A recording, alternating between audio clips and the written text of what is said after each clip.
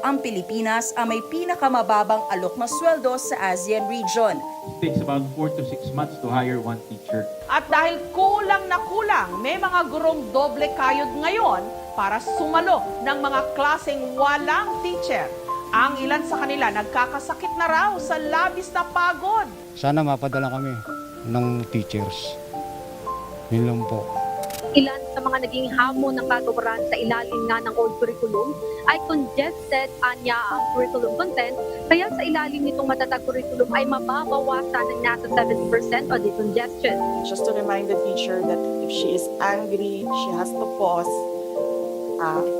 Itigil mo na yung klase. Idol, na-ere po siya noong November 18 at may YouTube title, Mami, ipinatulfo ang pasaway na teacher ng kanyang anak. Tumigil mo na siya kapag galit na siya. Pag hindi na siya galit, saka siya mag-class.